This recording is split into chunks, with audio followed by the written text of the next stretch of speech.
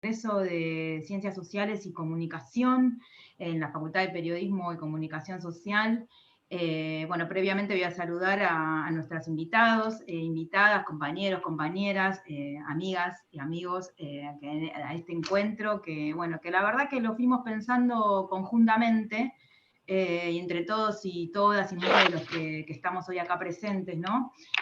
Bueno, me gustaría destacar, en principio, bueno, vamos a saludar a nuestro vicedecano, el doctor Pablo Bilic, compañero Pablo Bilic, y nuestra secretaria de posgrado, la doctora Elia Gómez, que hoy también nos está oficiando de hospedadora en este evento.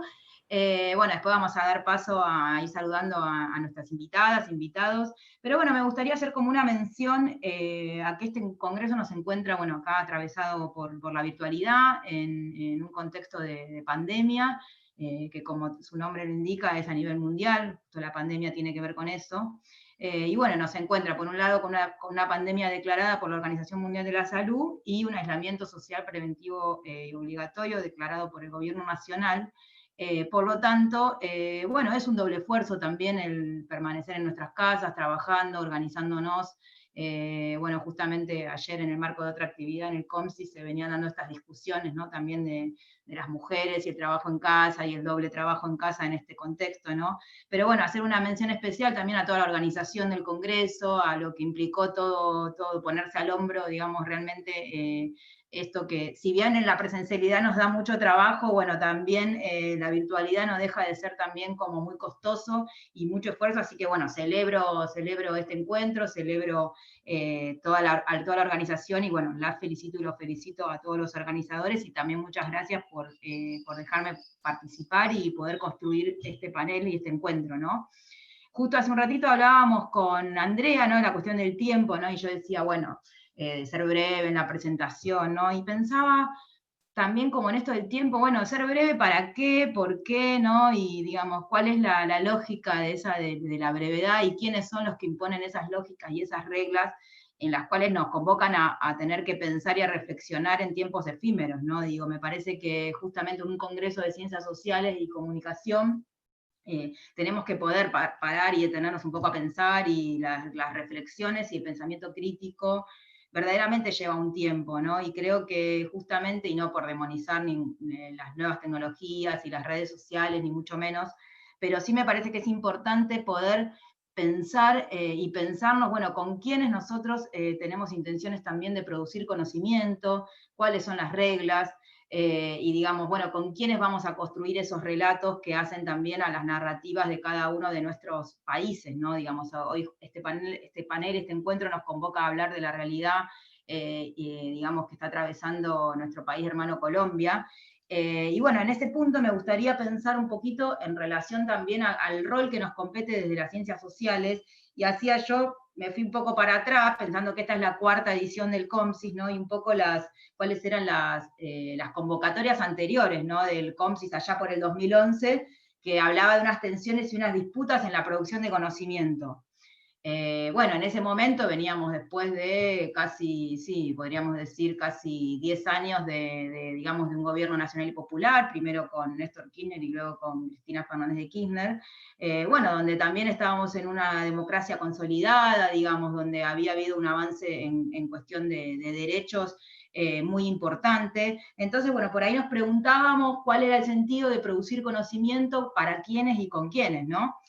Después ya por el 2015, pasado ya 12 años digamos, del gobierno nacional y popular y, digamos, casi avecinándonos a lo que después fueron 4 años de neoliberalismo, nos preguntábamos por el rol del Estado. Bueno, claramente todavía había en ese momento un Estado presente, como afortunadamente hoy nos vuelve a encontrar y frente a esta pandemia también, digamos, afortunadamente con un Estado presente que realmente se pudo poner esta emergencia y esta crisis sanitaria al hombro, ¿no? Entonces ahí nos preguntábamos por los escenarios de transformación y los procesos democráticos y populares, para en el 2018 empezar digamos, a cuestionarlo por las epistemologías críticas, y hoy en este congreso, digamos, nos atraviesa la pregunta por la ética de la solidaridad, ¿no?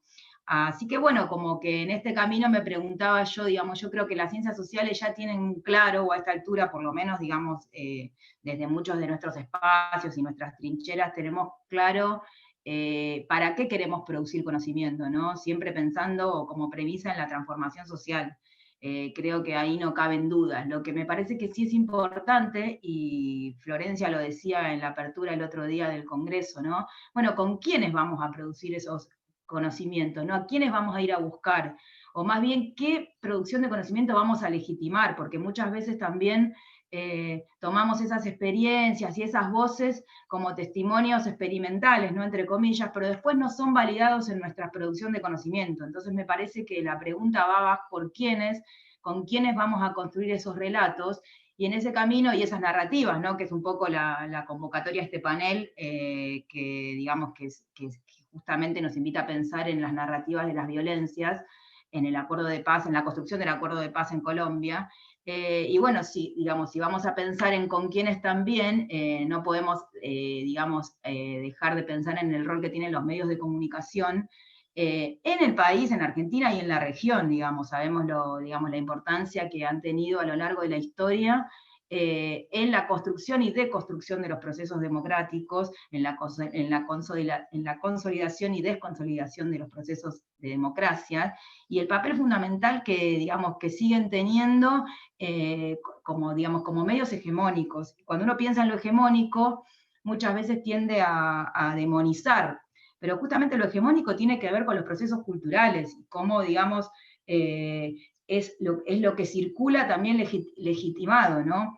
Quiero hacer una mención a lo que pasó el lunes, digamos, acá en relación a, digamos, a uno de los medios más importantes que tiene la Argentina, y su convocatoria a una manifestación en contra del gobierno, publicando, digamos, sin ningún tipo de prurito, digamos, como lugar de convocatoria, el domicilio particular de la expresidenta Cristina Fernández de Kirchner. Más allá, digamos, de la discusión que nos puede llevar aparte, digamos, la concentración de medios, ¿no? Y digamos que es un tema interesante y que nos convoca acá, digo, lo paradójico de eso, o lo alarmante, más allá de lo repudiable, es digamos, lo natural y lo legítimo que, digamos, con que es como eso sucedió, digamos, sin ser un partido político, sin autodenominarse como convocando a esa manifestación, digamos, pasó y no hubo una condena social, más allá de, digamos, de determinados sectores que por supuesto salen a repudiar eso, pero sin ningún prurito un medio convoca solapadamente, digamos, a una manifestación en contra del gobierno, digamos, justamente sostenido en un lugar como medio de comunicación, ¿no? Entonces me parece que discutir y pensar en el rol de los medios y en esto, digamos, de con quiénes vamos a construir esos relatos y quiénes van a construir y a conformar agenda, digamos, en el país y en la región, pensando en la trascendencia que tiene, digamos, pensar la estrategia geopolítica en cada uno de los países de la región, ¿no? Así que bueno, un poco, no me quería extender demasiado, pero bueno, me parecía importante como destacar esas cuestiones.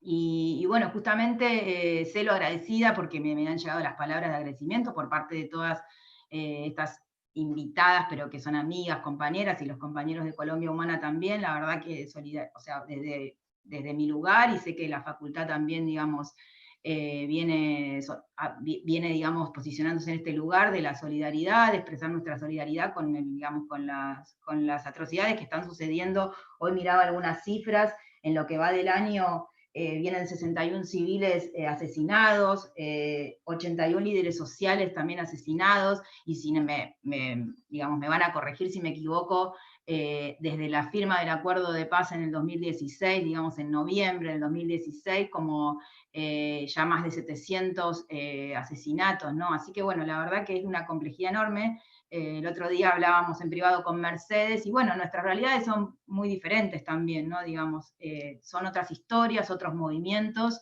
y otra organización social también, así que bueno, nada, ahora le quería dejar, no me quiero extender, me voy a guardar un poco para después en el intercambio con ustedes. No sé si Pablo quiere decir algo, si querés hacer alguna mención, Pablo.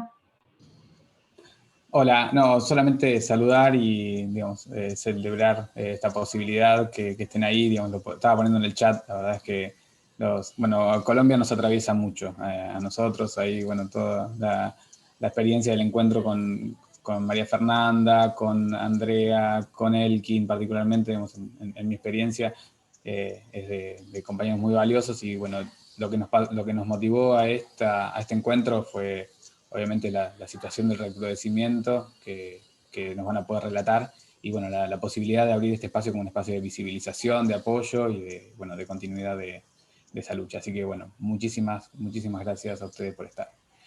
Bueno, gracias Pablo. Bueno, ahora me gustaría que Micaela Toscano, que es, digamos, está como en representación de la conducción del Centro de Estudiantes de la Facultad, la agrupación Rodolfo Walsh, así que Micaela pueda decir unas palabras. Y bueno, ya después vamos a ir presentando, digamos, el orden de las exposiciones, y ahí voy a leer un poco de sus recorridos académicos, que más bien son recorridos militantes y de mucho activismo. Mica.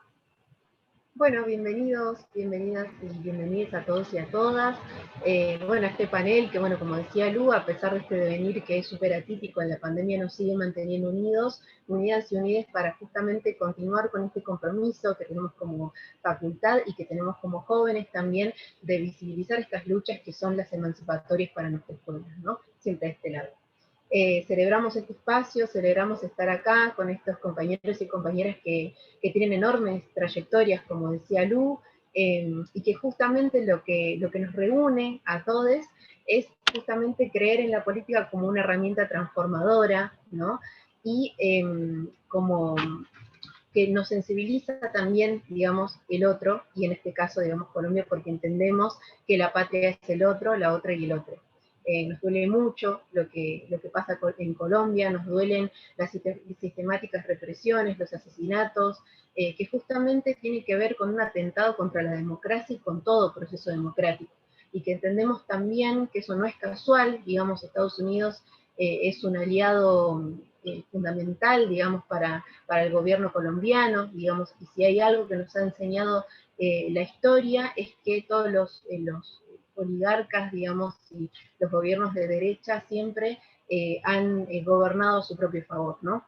Pero también, digamos, la historia misma siempre nos ha enseñado que el pueblo resiste, y justamente siempre vamos a estar de ese lado, digamos. Hoy nos inspiran muchísimo los compañeros y compañeras de luchadores y luchadoras colombianos que resisten, que van en busca de esa justicia social que anhelamos como patria grande, y que también entendemos que la paz y la democracia siempre van a ser la única salida posible. Así que muchas gracias a todos y a todas.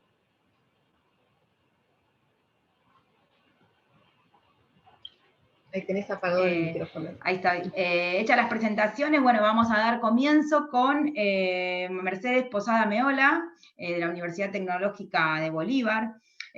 Ahora me van a permitir, ahora sí me voy a leer, porque no quiero tratar de poder dar cuenta, digamos, de todo su recorrido. Esto también fue construido colectivamente, porque, digamos, yo de alguna manera compartí un perfil y cada uno fue también armando su propio recorrido, así que me parece interesante porque no es solo una producción académica que hay acá y un perfil académico, sino que también tiene que ver con sus intervenciones en el territorio. Mercedes es feminista por convicción y condición, comunicadora social, magíster en desarrollo social, y actualmente cursa nuestro doctorado en comunicación, en la Universidad Nacional de La Plata. Es directora del programa de comunicación social en la Universidad Tecnológica de Bolívar, donde recientemente diseñó el seminario de profundización en gestión de la comunicación para el cambio social y la paz. Lo subrayo justamente porque nos abona este encuentro, ¿no? Y vale destacar también que fue decana de investigaciones en la Escuela Superior de Administración Pública y dirigió la Escuela Latinoamericana de Cooperación Internacional. Fue directora de comunicación social en la sede del Caribe de la Universidad Jorge Tadeo Lozano, en donde también coordinó la especialización en comunicación para el desarrollo. Su tesis doctoral indaga por las continuidades y rupturas alrededor de la lucha LGTBI en Cartagena y se escribe en la categoría Comunicación, Género y Diversidad. Por supuesto, también es docente en el grado y el pregrado en la Universidad de Cartagena, la Universidad Jorge Tadeo Lozano de Bogotá y su seccional Caribe, y la Universidad de San Buenaventura, con sede en Cartagena. Y en un plano más territorial, si se quiere, destacamos que fue jefa de la Oficina de Prensa y Comunicaciones de la Alcaldía de Cartagena en el gobierno de Judith Pinedo, que fue la única alcaldesa mujer que ha tenido la ciudad. Y actualmente pertenece a la Junta Directiva de Caribe Afirmativo, una organización que trabaja en el desarrollo de agendas conjuntas de investigación, formación, defensa, movilización y promoción de los derechos humanos de las personas LGBTI y que aborda de manera transversal ejes de posconflicto, género y construcción de paz. Y por supuesto, Mercedes es una compañera y amiga y de la casa, como todos, que por algún lugar tienen su contacto con esta facultad, como estudiantes de posgrado. Así que bueno, le damos paso a Mercedes. Bueno, aquí estoy finalmente, no quería inaugurar, pero me tocó. Luciana, Pablo, Lía, Mica, todos los compañeros y compañeras de la Universidad Nacional de La Plata, gracias por hacer posible este encuentro tan necesario y tan abrazador en un momento tan complejo para nuestros países.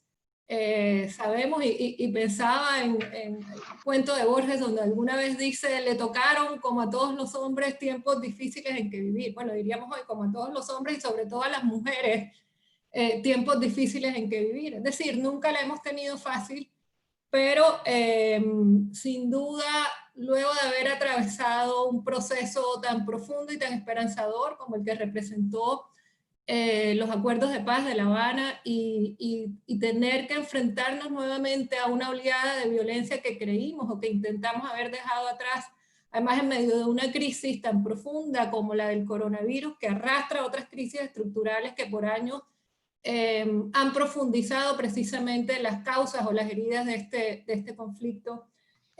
Todo esto pues nos llena como de una desazón en el corazón profunda, además en medio de un gobierno que abiertamente ha declarado digamos, su falta de compromiso con la paz y que fue elegido luego del plebiscito del 2 de octubre de 2016, en donde contra todo pronóstico el país o una mayoría de una minoría del país, porque hay que decir que hubo mucha abstención en ese plebiscito, dijo no a lo pactado en La Habana. Y bueno, en adelante hubo, yo creo que una solución intermedia. El presidente en su momento, que era Juan Manuel Santos, intentó dialogar con los grupos que se opusieron a la paz y se hizo una reescritura de los acuerdos y finalmente ahí como se pudo, eso salió adelante. Pero el posconflicto no ha sido posible. Juliana mencionaba algunas cifras muy dolorosas frente a lo que ha venido después, y yo me voy a referir ahorita a ellas, no sin antes de nuevo volver a dar las gracias a la Facultad de Periodismo y Comunicación Social de La Plata, primero por permitirnos reunirnos aquí con colegas de la Universidad Uniminuto que no conocía, pero digamos que la química solo existe entre quienes no se mienten, y me emociona muchísimo a través de la presentación que hiciste, Luciana, conocer el trabajo de Andrea, de María Fernanda. Además, Uniminuto siempre ha sido una universidad que se ha destacado por su liderazgo en temas de comunicación para el cambio social y que ha tenido una incidencia muy fuerte en Bogotá, en su territorio, en su zona. Así que para mí es un verdadero honor poder compartir con ellas. Por supuesto, con la Universidad Nacional de La Plata, bueno, a quien le debo tanto. O sea, yo podría decir un gracias a la vida, un gracias a la Universidad de La Plata que me ha dado tanto, no solo en términos formativos académicos, sino en términos afectivos y de visión de la vida. Yo llegué y empecé a sentir el poder de esa militancia comprometida con las causas que importan. Entonces, si a Sartre se le atribuye haber inventado al escritor comprometido con su tiempo, yo diría que la Universidad de La Plata en buena medida es una universidad comprometida con su historia, con su tiempo, con lo que pasa en su entorno. Y recuerdo haber llegado y haber visto estos carteles medio pintados a mano, protestando no solo por temas que ocurrían allí en La Plata, en Buenos Aires, en la provincia, en Argentina en general, sino también sumado a causas más amplias que tenían que ver con mi país en ese momento, e incluso con las protestas estudiantiles que ocurrían en Chile.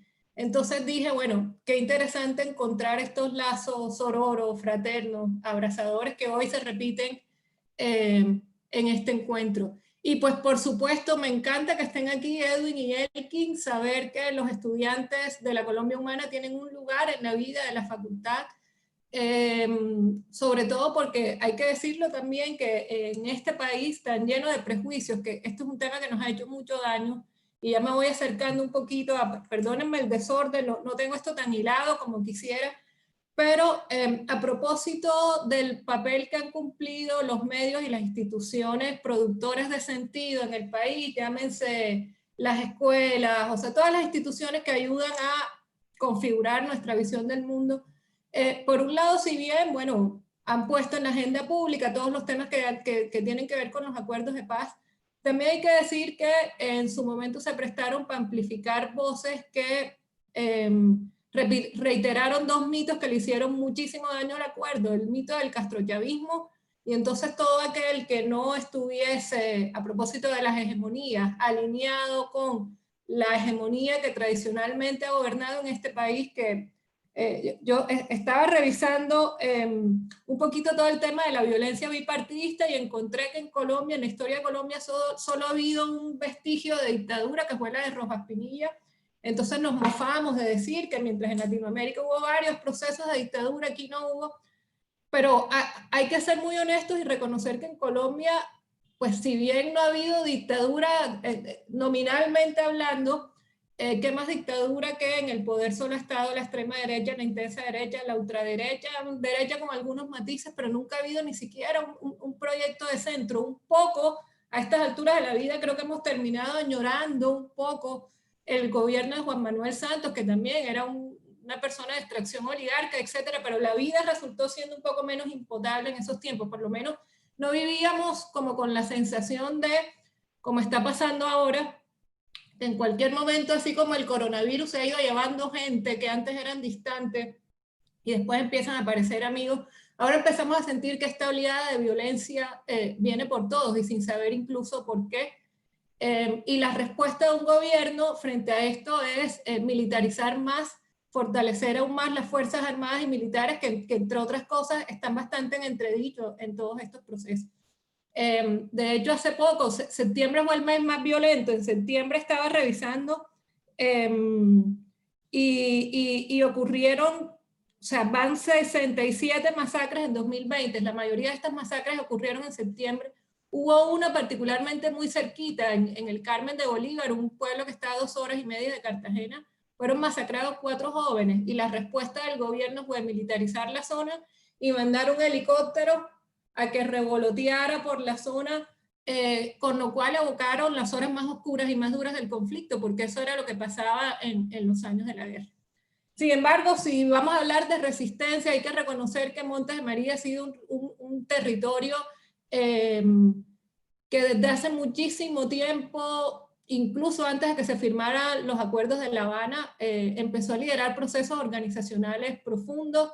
Y en marzo, si la memoria no me traiciona, 16-17 de marzo de 2016, a través del Espacio Regional de Construcción de Paz, un espacio donde confluyen diversas organizaciones de la sociedad civil, en Montes de María se realizó una firma simbólica de la paz, y más o menos dijeron: Montes de María es mucho más que la Mancha Roja, estigmatizada por cuenta de las masacres que ocurrieron allí entre los años 90 y principios del 2000, y dijeron: con La Habana o sin La Habana, aquí la paz es irreversible, o sea, la paz va en esta zona y Montes de María es un territorio de paz. Y es que realmente en el territorio se encuentran diversas experiencias de construcción de paz de las que hemos aprendido. Yo creo que, pues sin duda, yo empecé como a tener un sentido más profundo de la vida cuando tuve la oportunidad de acercarme a estas voces del territorio y no solo comprender la densidad, la profundidad de lo que fueron estas masacres, sino que esto es importante, comprender esta historia, por más dolorosa que sea, entre otras cosas, para que no se repita. O sea, no puede volver a ocurrir que entren los paramilitares a una zona y se tomen un pueblo y decapiten a los campesinos y jueguen fútbol con sus cabezas en las canchas, o a las mujeres las violen, y no solo las violan, o sea, no solo las violaron, sino que en muchos casos les tatuaron sus nombres en los cuerpos, porque ya sabemos que el cuerpo es el territorio más seguro que se supone un ser humano debe tener. Y aquí Luciana me presentaba como feminista por condición y por convicción, claro, por condición de género y por convicción, porque creo en la ética feminista del mundo, frente al mundo, y estoy convencida de que hay incluso que el sistema de dominación más fuerte, además, bueno, el de clase es importante, pero el sistema de dominación más fuerte y más opresivo que hay es el patriarcado.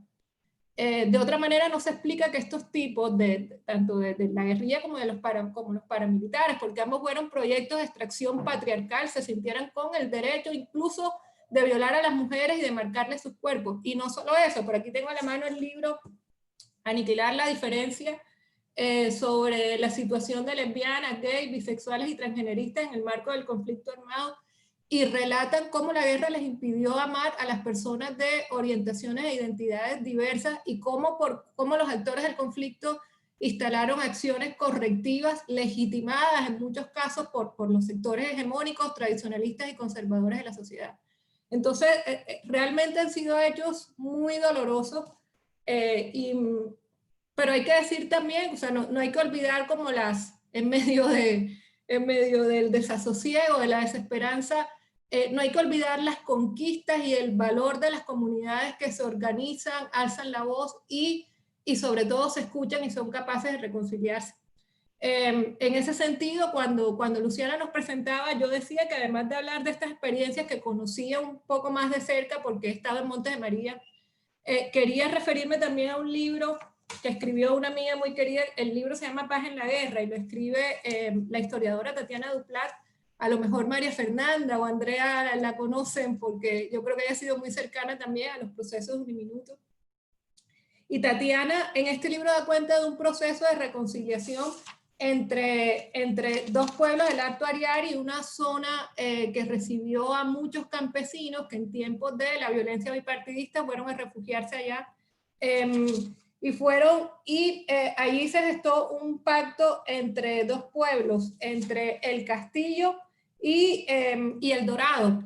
Fueron dos pueblos que históricamente estuvieron separados por una carretera. Los del Castillo, por ejemplo, en una época, digamos, eran identificados como comunistas e insurgentes, mientras que los del Dorado eran comunistas y contrainsurgentes. Después unos eran aparentemente aliados de la FARC y otros de los paramilitares.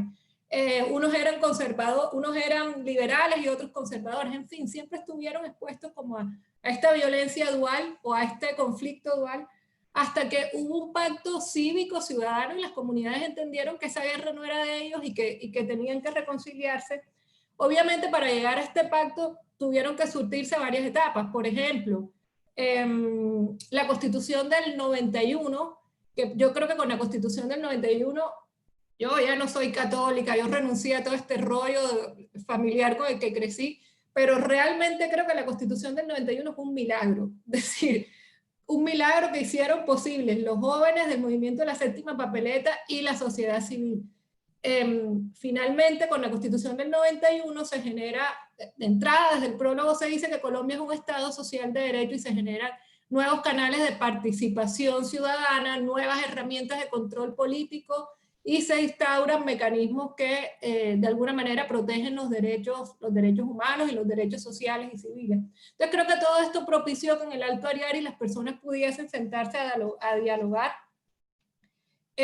Digamos, rescato textualmente algo que a mi juicio, o sea, que Tatiana, mi amiga, en su libro Paz en la Guerra, reseña aquí, pero que yo creo que es lo que ha hecho posible que incluso en las horas más oscuras no desfallezcamos en Colombia y sigamos apostándole a la paz contra viento y marea, porque además con la convicción de que el país es mucho más que ellos, o sea, el país no se restringe a la polarización en la que nos han querido hacer creer.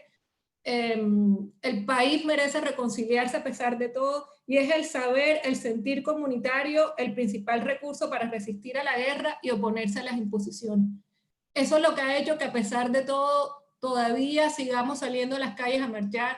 Eso es lo que ha hecho que las chicas y los chicos de la Colombia Humana que hoy están en La Plata aún desde allá sigan militando y sigan llevando como esta causa en el corazón.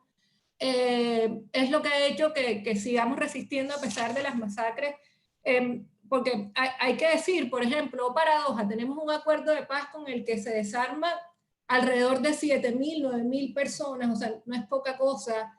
No, yo no aspiraba tanto que con esto se pusiera fin al conflicto armado, no, o sea, la retórica poética está muy bien, nos llena de esperanza, pero digamos, la retórica, o sea, más que la retórica, la evidencia material está en que hay 7.000 tipos menos armados en nuestro país, y eso no es poca cosa.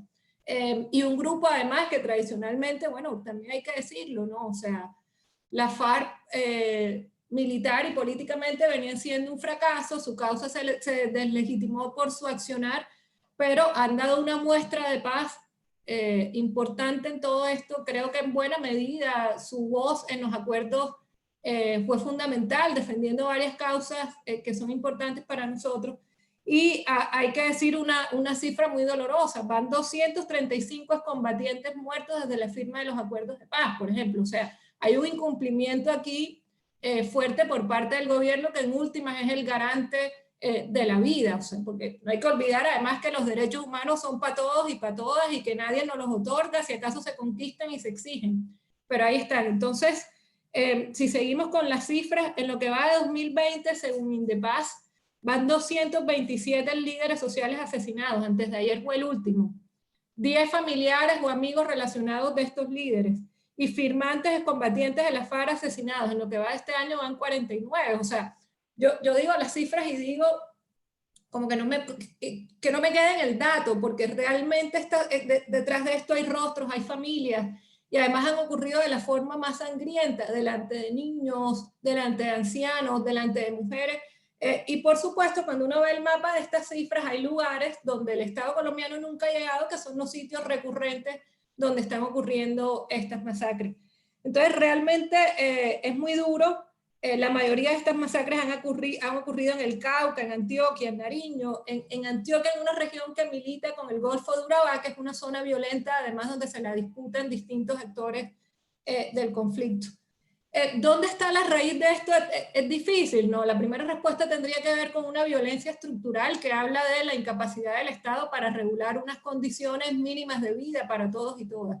Pero o sea, la causa material es difícil de rastrear, pero en efecto tiene que ver con la violencia bipartidista, y es que a mediados del siglo XIX, ya Colombia, cuando había alcanzado su independencia, cuando además en el mundo se hablaba de hace mucho tiempo libertad, igualdad, fraternidad, y por cuenta de la Ilustración tuvimos la idea, la promesa de un mundo mejor, cosa que uno empieza a advertir el fracaso con las 2 guerras mundiales, con el advenimiento de Hitler, etcétera. Y aquí en Colombia ese fracaso también de la promesa de la modernidad se advierte con la hegemonía de 2 partidos que se disputaron el poder, el Partido Conservador y el Liberal. Hay un chiste por ahí que dice que la diferencia entre uno y otro es que unos iban a misa a las 6 de la tarde y los otros a las 7. Pero digamos, lo cierto es que en su concepción ideológica el Partido Conservador defendía más la propiedad de la tierra, el statu quo, y estaba más cercano a la iglesia. En su concepción, el Partido Liberal defendía más el libre comercio, la abolición de la esclavitud, por supuesto, la secularización del Estado y la circulación de la propiedad. Por años gobernó el Partido Conservador hasta 1930, cuando llegó al poder el Partido Liberal y empezó en manos en el año 34, en manos de Alfonso López Pumarejo, lo que se llamó la Revolución en Marcha, que fue como la transición de Colombia hacia el capitalismo.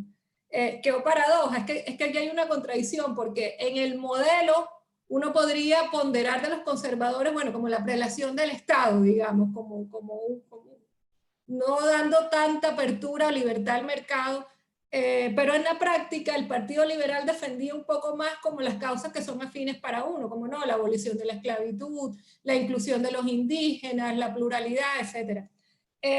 Entonces, además, en 1930 existía el Partido Comunista.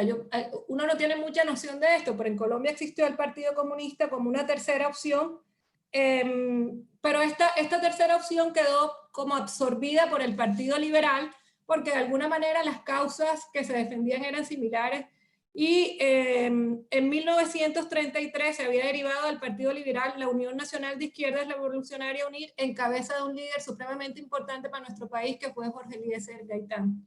Y ya para no profundizar mucho en esto, solo como decir que este líder, que encarnaba bastante bien las inquietudes, sobre todo de la clase indígena, de la clase media, intelectual, aspiró a la presidencia de la República, no ganó, pero en 1948 fue asesinado, y esto produjo una reacción por todo el país, con protestas pacíficas y no pacíficas, y desde allí comienza el periodo que se conoce como el periodo de la violencia. para intentar frenar este periodo de la violencia. Posteriormente se hace un pacto entre las élites de estos dos partidos, liberal y conservador, donde se rifan el poder y dicen, bueno, tú vas 4 años y yo voy 4 años, tú 4 años y yo voy 4 años. O sea, dicen que fue una forma, digamos, que no había mucho por hacer en aquel momento, pero puede ser la vida más insoportable para una sociedad civil que no se encuentra representada en esos dos partidos. Entonces realmente es una medida absolutamente antidemocrática, y yo no justifico la lucha armada, ni más faltaba, menos a estas alturas de la vida, pero entiendo que cuando por la vía democrática era imposible intentar incidir y acceder al poder, se diera lugar a que se organizaran como estos grupos, estos movimientos guerrilleros, inspirados además en lo que estaba pasando en Cuba y en otras regiones del mundo, donde, bueno, era la opción que iba quedando para intentar lograr un cambio social. Ya luego, este Frente Nacional duró varios años, y más o menos hasta finales de los 70 y principios de los 80, ya perdón, me meto, me quedan unos minutos, Mer, sí, así que ya vamos. Voy a cerrar. Sí, me toca hacer la fuerza policial a mí acá. Y bueno, me dijeron, tienes que contextualizar. Estoy tratando de hacerlo. No, pero bien, Luciana, gracias por avisarme. Nada, simplemente decir que esto termina más o menos hacia 1900, hacia finales de los 70. Entre 1978 y 1990 ocurre el exterminio de un partido político muy importante, que es la Unión Patriótica, y finalmente empieza todo este movimiento estudiantil que da lugar a la Constitución Política Nacional, que hoy sigue siendo, a pesar de todo y a pesar de todos ellos, los enemigos de la paz, un instrumento que nos llena, que sigue siendo una constitución garantista, progresista, atravesada por un fuerte compromiso con los derechos humanos, y creo que ha permitido también en buena medida como el blindaje de los acuerdos, además de la comunidad internacional. Y además, no es poca cosa estos ejercicios a los que ustedes nos han invitado para hablar de la paz en Colombia.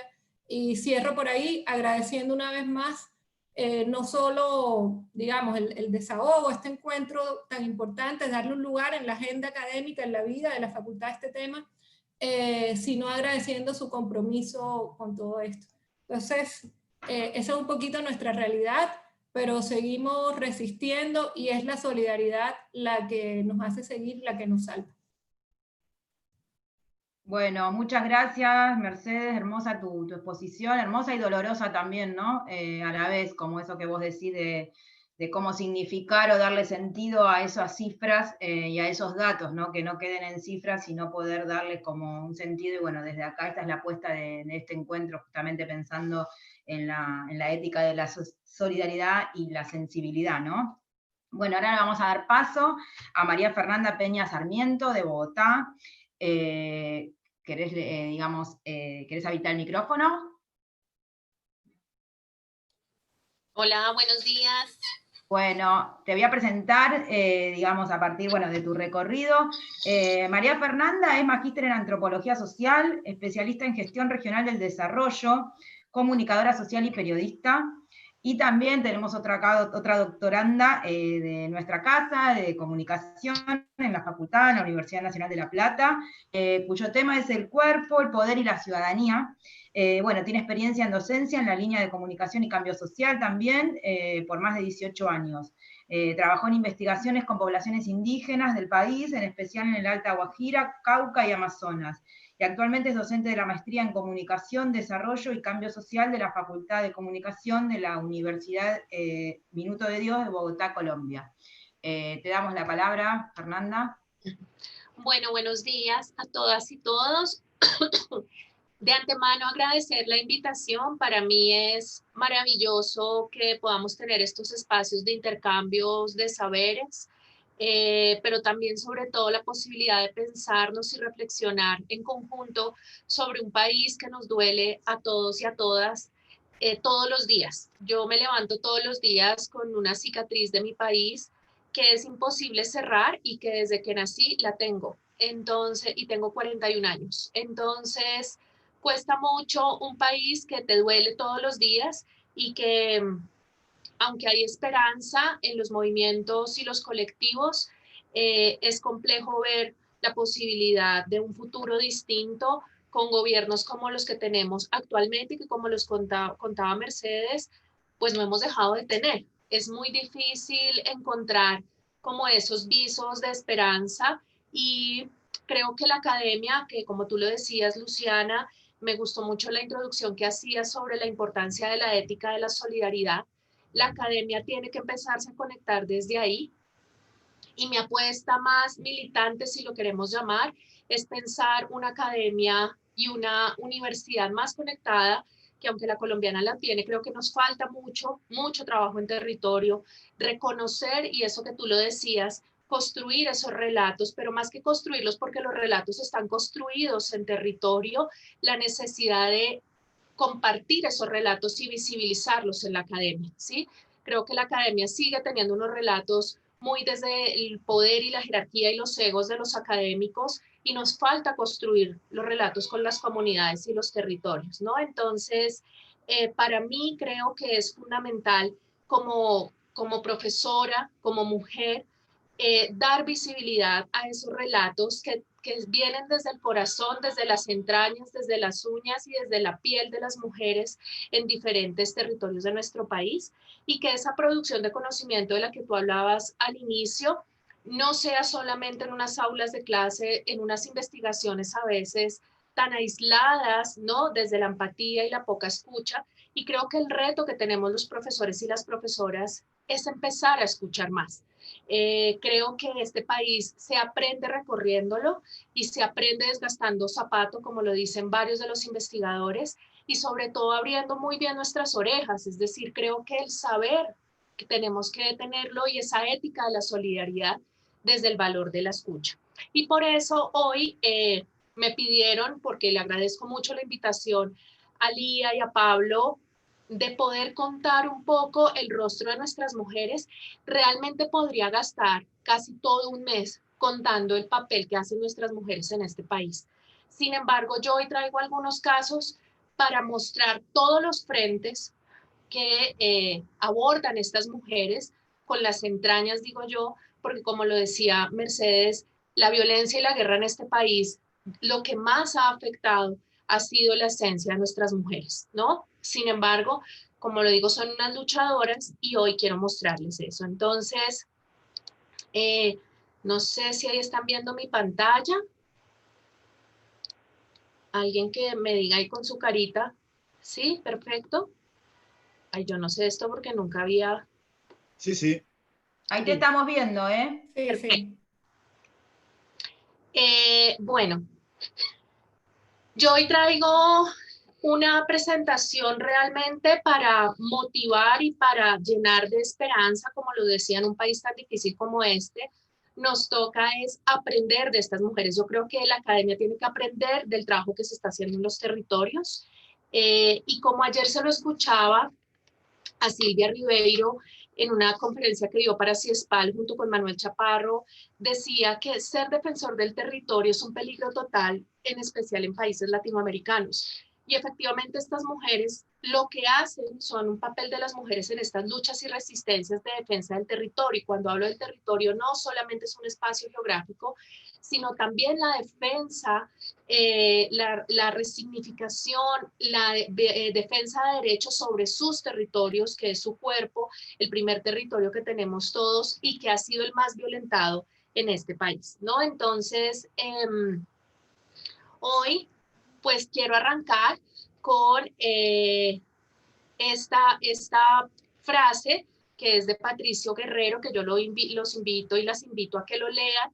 Patricio Guerrero es un antropólogo ecuatoriano que habla de la apuesta que tengo actualmente como profesora y es la necesidad de corazonar la educación. También es de la misma mirada de sentipensante de Arturo Escobar y por supuesto de nuestro Orlando Falsborda, y es esa necesidad de entender que la academia tiene que conectarse más con la emocionalidad, con la sensibilidad, con el corazón, para despertar la ciudadanía en las aulas de clase. No podemos seguir creyendo que se necesita una educación colonizada con un discurso hegemónico de Occidente, sino que necesitamos romper esos discursos patriarcales, por supuesto, también, y empezar a contar otras historias para construir una historia diferente. Y solo es posible si generamos unas pedagogías mucho más emotivas, sensibles, que generen ciudadanos activos. Y esas pedagogías tienen que ver con los reconocimientos de nuestros cuerpos y de otros tipos de memoria, de escritura, de palabra y de relato. Así que por eso arranco con esta frase de Patricio, que me parece que da luces para reconocer y visibilizar esos relatos que, como lo decía Luciana, necesitamos reconocer para construir conocimiento desde otras esferas. Así que la leo, hay que hacer de la memoria, de la escritura y la palabra instrumentos insurgentes para la lucha por la liberación de nuestros pueblos, pues solo así creemos será posible no solo la decolonización de la historia del pasado, sino sobre todo la construcción de una historia diferente. Y aquí viene una historia contada por mujeres.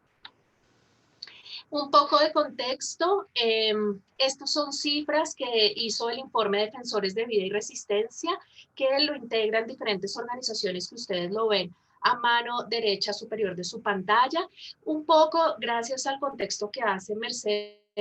Pues de 2003 a 2019 llevamos 1.399 lideresas violentadas, de las cuales 1.132 han sido amenazadas, 84 asesinadas y 57 con amenazas, ¿no? ¿Cuáles son los temas de lucha de estas mujeres? La defensa de la tierra, por supuesto, si ustedes se dan cuenta, la mayoría de liderazgos de estas mujeres pues son una defensa de derechos de la tierra, ¿sí? Del cuidado, de las redes, y eso cuesta mucho porque va en contra de un discurso neoliberal que tiene, por supuesto, nuestro país y también de un discurso progresista y de desarrollo que ha hecho mucho daño a nuestras regiones y que necesitamos empezar ahora a hablar de el cuidar la casa común, el buen vivir, el bienestar, ¿no? Y eso va en contra de unos conceptos que hemos tenido por años desde los 50, cuando empezó esa idea de desarrollo y de esta mirada de cómo los países de Occidente tenían que ayudarnos a salir del subdesarrollo y esa idea de progreso que ha hecho tanto daño, ¿no? Entonces, estas mujeres van en contra de esos discursos, lo que lleva a que sus temas rompan esos discursos hegemónicos y esa lucha de las empresas multinacionales,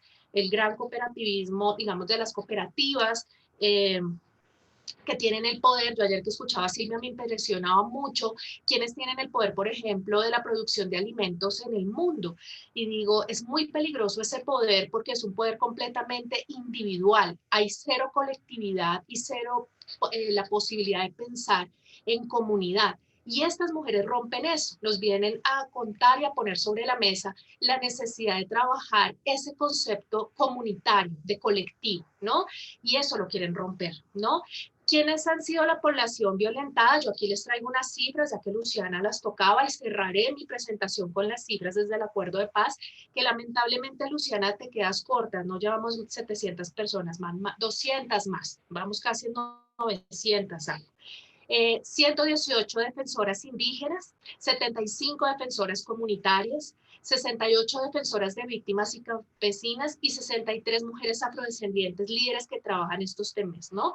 ¿Cuáles son los temas de lucha? Por supuesto, la defensa de la tierra, cero extractivismo, no más multinacionales en territorio porque desplazan, ¿sí? Defensa del medio ambiente, cuidado del agua, de nuestros páramos, de cero sacada de oro, carbón, bueno, yo no sé si ustedes sabían, Colombia es el segundo país más biodiverso del mundo, por lo tanto, pues el interés está sobre nosotros, ¿no? Somos el segundo país con la mayor cantidad de páramos que produce agua y que ustedes saben que son los recursos sobre los que está el ojo puesto. Y por supuesto, defensa del territorio, que esa ha sido como lo más atacado. Voy a mover aquí mi barrita porque los veo a ustedes, pero no lo que dice. ¿Cuáles son los actores responsables?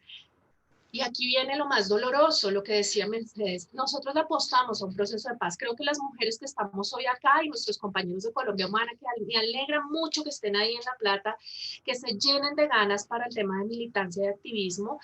Me encanta ver estudiantes en nuestras conferencias. Tendríamos que generar siempre estos diálogos más de no solamente los profesores y las profesoras hablando, sino también nuestros estudiantes que por supuesto tienen cosas que contar. viene otra vez la dureza del paramilitarismo en este país y siento que las masacres y los asesinatos de los paramilitares es de las cosas más demenciales y duras, crudas que ha tenido Colombia. ¿Y quiénes son los actores responsables? Los pongo en orden por porcentaje. Más de 1.100 o 1.090 de estas amenazas y demás han sido responsabilidad de nuevo del paramilitarismo, de las autodefensas en nuestro país. Y ustedes saben que si fuéramos y hiláramos más a fondo, esto tiene apoyo muchas veces de instituciones del Estado, que eso es lo que lo hace más peligroso y duro, ¿sí? El miedo en nuestro país carcome. Y ahí, por ejemplo, que Mercedes tocaba el tema de Montes de María, yo no la incluí dentro de mi presentación porque pensé que Mercedes iba a hablar de ella, que es Soraya Bayuelo, una de las lideresas más importantes en temas de comunicación popular, comunitaria o del cambio social en nuestro país. Ella lo decía, hay algo peor que la muerte y es el miedo, ¿sí? Y el miedo volvió a nuestra región y volvió a Montes de María y se debe a la presencia otra vez de autodefensas en los territorios, porque como lo decía Mercedes y por eso el contexto que ella hace es tan valioso, el daño de las masacres rompió un tejido social y volvemos a esto de romper la posibilidad de colectividad y de formación de red, ¿no? Luego vienen las disidencias de las FARC. La semana pasada volvíamos a ver una foto de las disidencias otra vez armadas y a los que le apostamos a la paz, esa foto nos quiebra, ¿sí? Nos vuelve a romper. El ELN, por supuesto que es otra guerrilla de nuestro país, y agentes del Estado, que es una de las cosas más delicadas que también tenemos, ¿no? Eso es algo de contexto, pero ahora les voy a mostrar algunos casos de nuestras luchadoras.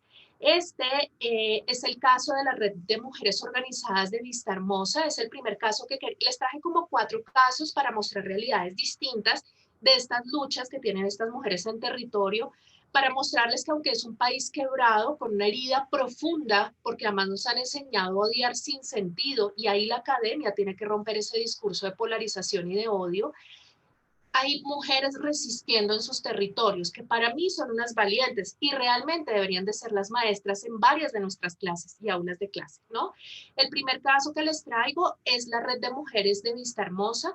Vista Hermosa es un lugar ubicado en el departamento del Meta, esto está en el centro de nuestro país, una de las zonas que digamos también fue muy afectada por la violencia y la guerra de este país, y se unieron unas mujeres después del acuerdo de paz para organizarse y empezar a narrar lo que vivieron en la guerra, ¿sí? Pero a resignificar, ¿sí? Su presencia como mujeres en el territorio y a empezar a defender unos derechos, pero sobre todo a relatar lo que había pasado y a organizarse. Aquí les traigo una frase de ellas: después de sobrevivir a la guerra, las mujeres de Vista Hermosa se armaron de valor y empezaron a denunciar lo que les había pasado. Ustedes que son un ejemplo para América Latina en temas de memoria, ¿sí? De construir memoria, sabe lo importante de eso. Es decir, si nosotros no construimos memoria, ¿qué vamos a reparar? ¿Qué vamos a perdonar? ¿Sí? ¿Sobre qué vamos a generar transformación?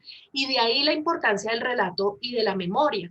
Y por eso estas mujeres se armaron de valor, porque empezar a narrar en un país donde no se ha acabado la guerra es muy valiente, ¿sí? Entonces, hoy son lideresas que luchan por sus derechos y los de la comunidad, se han convertido en referentes de liderazgo en la región, lo conforman mujeres de todas las edades y sus resistencias se hilan, se tejen y se conectan al día a día. Por supuesto hay conflicto, por supuesto no es tan fácil organizarse, tampoco es tan fácil romper con estructuras tan patriarcales y machistas como las que tiene nuestro país, donde hay que cambiar esa idea de que la mujer se queda en casa siempre cuidando la familia y sale a generar procesos de liderazgo en lo público, pero estas mujeres lo han logrado. Tienen este tipo de murales: más unidas por un ideal en igualdad, justas y luchadoras, esperanza, el respeto y tolerancia. Y ahí traigo 2 testimonios de ellas que me parece... María Fernanda, te interrumpo, quedan unos minutitos. Tranquila, ya acabo rápido. Lo más duro o algo que nos mata, bueno, ahí ustedes los tienen, nos mata el alma y todo nuestro ser es la violencia sexual. Las otras violencias de pronto son más fáciles de recuperar, pero todas son muy duras para nosotras, las mujeres, ¿no? Entonces tenemos el tema también, como lo decía Mercedes, del abuso sexual que ha tocado muy duro a las mujeres y que ahí yo los invito a ver la exposición, el trabajo del periodista Jesús Abad Colorado, El Testigo, donde hay digamos, ese testimonio del que hablaba Mercedes de cómo les marcaron el cuerpo a nuestras mujeres, ¿no? Entonces, bueno, ahí me gustaría leer lo que pasa es que a los señores les gustaría que uno a diario mantenga en la casa y no salga, como a volver al tiempo de antes, ya las cosas han cambiado, ahorita es diferente, ya algunas mujeres no nos vamos a dejar, yo prefiero estar sola y no que me estén molestando, que no vaya, que no salga, no gracias, pagué por ese favor que me quitaron de encima, ¿no? Bueno, esta es en Vista Hermosa, ay, ahora se me trabó esto.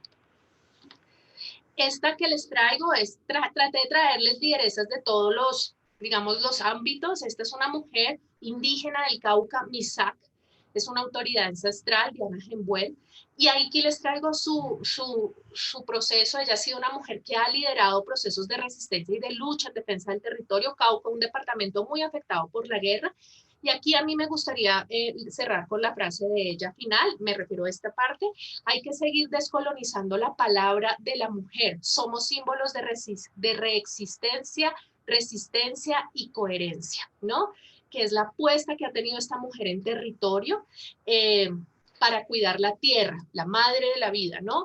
Esta otra que para mí es importante que ustedes la conozcan, no sé si la conocían, Francia Márquez, también una lideresa afro del Cauca, del Pacífico nuestro, destacada por su lucha contra la minería ilegal, fue galardonada con el Premio Medioambiental Goldman, que ustedes saben que es uno de los más reconocidos en el 2018. Y ahí traigo una parte de su discurso que lo leo muy rápido, muy rápido. Soy parte de un proceso, de una historia de lucha y resistencia que empezó con mis ancestros traídos en condiciones de esclavitud. Soy parte de la lucha frente al racismo estructural, ¿no? Y cierro un poco de aquellos que sueñan que algún día los seres humanos vamos a acabar con el modelo económico de muerte para darnos paso a construir un modelo económico que garantice la vida. Ustedes pueden quedarse tranquilos mientras el planeta, la casa común, se destruye, o podemos juntarnos. ¿Vieron? Otra mujer que llama al trabajo en red, ¿sí? Que es como el discurso donde todas se unen para realizar acciones que frenen el cambio climático. Es hora de actuar. Enfriar el planeta es nuestra responsabilidad. Por último, traigo a Vivian Cuello, que yo creo que Mercedes la debe conocer porque hace parte de la organización de la que hablaba Mercedes, que también trabaja, lidera procesos que le apuestan a la construcción de paz desde el reconocimiento de la diversidad sexual y género, otro tema en un país tan conservador como Colombia, que ha sido pisoteado de manera muy dura, ¿no? Esta mujer intenta visibilizar las demandas de verdad, justicia, reparación y no repetición de las víctimas LGBTI, que le exigen al Estado y a los actores armados la verdad, las historias que toca sacar. Y por último, cierro con esta mujer que para mí es muy importante, Piedad Julio, no sé si alguna vez la habían escuchado, es la primera mujer que se atrevió a denunciar lo que los paramilitares hicieron con ella. La violaron por 5 días y fue la primera en el 1998, fue la primera mujer en denunciar el abuso sexual que vivió. Esta es una canción que ella escribe que me parece muy lindo cerrar con la última frase: oye mujer, tú eres la luz que alumbra en la oscuridad, tú con tu amor llenas al mundo y le das seguridad. Es muy interesante que puedan buscar las canciones que escribe o que escribió Piedad Julio, está viva. Tiene una fundación que creó en la zona en la que ella está sobre mujeres que vivieron el conflicto. Y por último, cierro con las cifras que me parece importante darlas, que eran las que tú hablabas, Luciana. Este proceso está siendo muy doloroso, pero creo que nuestras mujeres nos están llenando de esperanza, de que tenemos la importancia de esa ética de la solidaridad. Sin solidaridad y sin empatía va a ser muy difícil transformar nuestros territorios.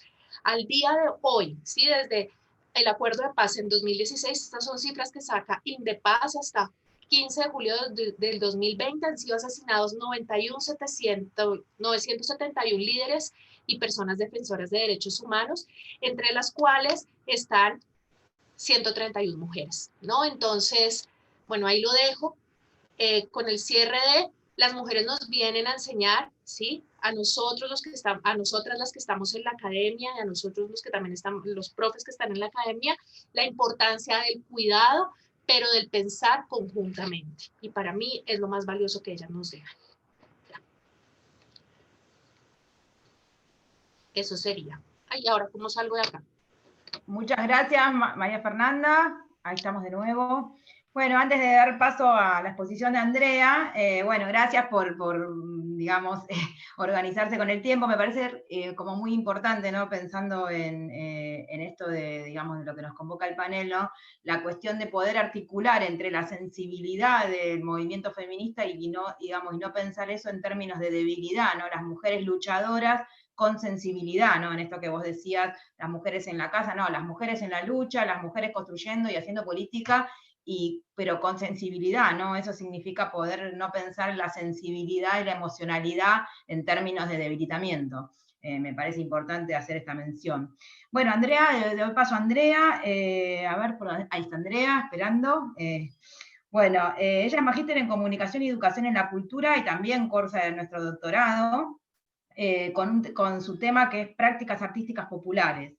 Es docente universitaria en el pregrado y posgrado en Uniminuto Bogotá, es dramaturga y tiene experiencia en creación e investigación de estrategias de comunicación institucionales y alternativas, diseño, ejecución y evaluación de proyectos de carácter artístico lúdico, sociopedagógico, empresarial y comunitario, y producción de radio y televisión institucional y comunitaria. Bueno, Andrea, te damos la palabra.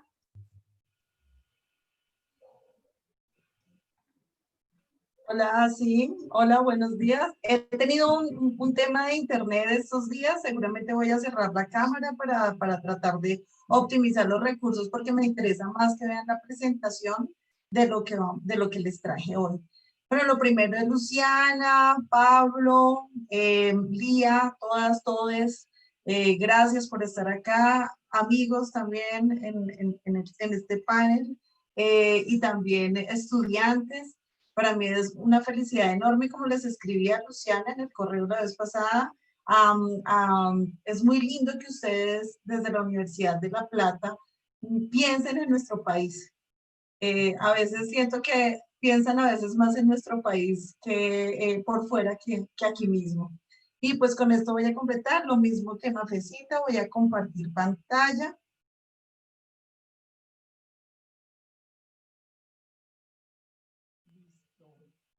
¿La estamos viendo? Sí.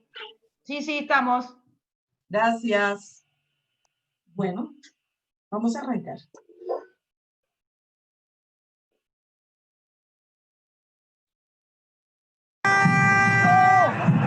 Oiga, silencio, un poquito de respeto. ¿Quiénes somos? ¡Los Títeres! ¿A qué vinimos? ¡A marchar! ¿Qué no tenemos? ¡Piernas! ¿Qué vamos a hacer hoy? ¡La revolución! ¿Quién es mejor para tumbar un gobierno títere? ¡Los Títeres! Porque no somos solo para niños. ¡No! ¡Que vivan los títeres!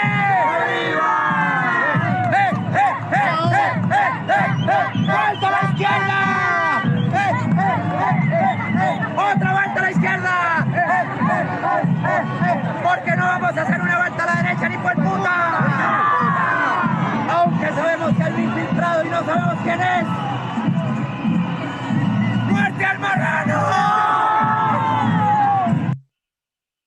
En Colombia, la memoria de los sucesos de violencia la mayoría de las veces están marcados por el silencio, por el miedo y por la represión. Entonces, hoy les voy a hablar acerca de las prácticas artísticas, que en este espacio se convierten en escenarios de visibilidad que contrastan y que los dispositivos tecnológicos y las redes sociales han permitido que pues, las conozcamos. Así, estas prácticas artísticas se convierten en testimonio activo de dispositivos de enunciación y de detonación de nuevos sentidos que permiten nuevos registros y pues en algunos casos hay personas que prefieren el silencio y a lo mejor esa también es su estrategia política. Es importante contarles a todas y todos ustedes que en Colombia estamos en un momento de transición que se manifiesta en la construcción de algo nuevo, algo que está inventando unas nuevas significaciones y unos nuevos sentidos alrededor de la violencia y del conflicto que ha marcado esa historia. Y pues nuestra mirada se ha venido acostumbrando a unos discursos y a unas prácticas cuyo centro es el dolor, la muerte, la guerra. Pero hoy por hoy, en el centro de las protestas, se ha resignificado el sentido y se está dando paso a la visibilización de los hechos injustos y los actos de resistencia se están dando, permitiendo unas nuevas miradas al contexto, a veces unas miradas más esperanzadoras que las que teníamos como costumbre. Entonces, hablar de prácticas artísticas, digamos, vamos a cerrar, a hacer un recorte en las protestas de 2019 y 2020, atendiendo la invitación que se me hace. Y esto implica, pues, tener que comprender la complejidad de los discursos. Dado que el contexto de la protesta está latente, es difícil tomar distancia para hacer unos análisis más profundos, pero por ahora podemos tratar de comprender las situaciones que hicieron pues, los autores y las autoras de estas prácticas. Prácticas que hacen que se generen unos nuevos sentidos hacia dos elementos, hacia el cuerpo, como lo decía María Fernanda, y hacia la verdad. Elementos que están en este juego, el cuerpo y la verdad de quien desarrolla las prácticas artísticas, pero también el cuerpo y la verdad de quienes viven las situaciones de opresión, que no siempre pues, es la misma persona que hace la práctica. Para aprovechar de la mejor manera estos minutos, lo que voy a hacer es voy a llevarlos a un breve recorrido por algunos de los hitos de la historia reciente de Colombia, relacionados directa o indirectamente con las protestas. Esto lo voy a hacer a partir de un trabajo de recopilación y análisis que vengo haciendo con el antropólogo Andrés Torres Poveda, mi compañero, y pues voy a tratar de presentarles esto en este breve espacio de tiempo.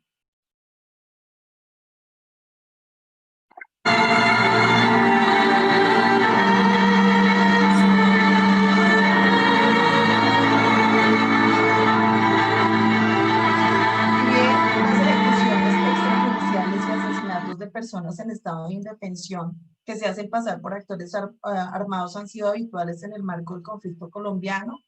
Los falsos positivos, en su definición más ortodoxa, se diferencian porque son muertes de civiles en estado de indefensión que se hacen pasar por actores armados.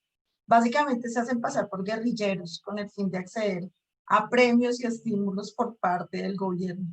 Por medio de leyes y directrices, la comandancia del ejército ofreció premios, puntos para ascensos, dinero en efectivo para bajas de guerrilleros muertos en combate.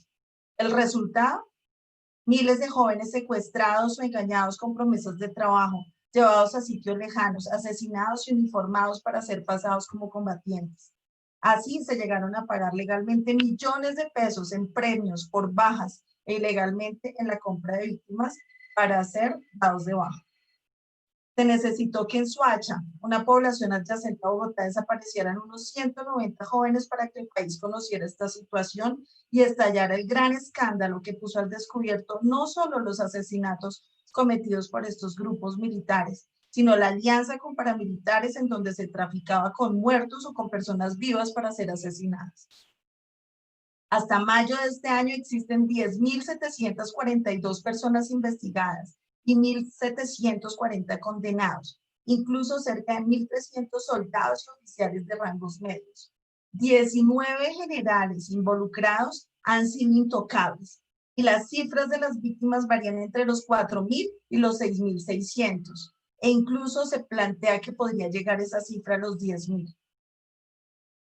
Las madres de estas víctimas han logrado plasmar el dolor y la incansable lucha por la búsqueda de la verdad a través del arte. Ejemplo de ello, la obra de teatro que les mostraba hace un rato, el fragmentico de Antígonas, Tribunal de Mujeres, del grupo Tramaluna, o esta que es parte de una exposición colectiva que se llama Madres Terra, un ritual donde las madres se entierran como símbolo del renacer y del amor que sienten por sus hijos desaparecidos. Las fotografías de esta obra las tomó el fotógrafo Carlos Saavedra. La búsqueda de la verdad y de mantener viva la historia inspiró esto que ustedes están viendo en pantalla, es el mural ¿Quién dio la orden? Recordaba la cifra de 5.763 víctimas de falsos positivos. La obra estaba siendo pintada en una calle principal de Bogotá cuando de pronto llegaron 30 militares y manifestaron que iban a borrar el mural por orden del ejército, sin especificar quién y por qué se dio la orden. Este acto de censura fue acompañado de un proceso judicial y esto llevó a que la obra llamara la atención de más personas de las que inicialmente la conocían. Así se convirtió en un ícono social en Colombia, que se sigue replicando de diferentes maneras y en diferentes espacios. También tenemos otro hito que es el asesinato de los líderes sociales, de los cuales mis compañeras de panel ya han hablado. Las agresiones a líderes sociales o defensores de derechos es algo que en Colombia ha ocurrido desde hace mucho tiempo, pero en 2002 el nuevo gobierno declaró la guerra total a los movimientos subversivos armados. Y el plan era en un par de años acabar con las guerrillas para pasar a la recuperación económica en los siguientes 2. Pero ante los resultados se necesitó un nuevo periodo presidencial para cumplir esa promesa de erradicar a los grupos guerrilleros.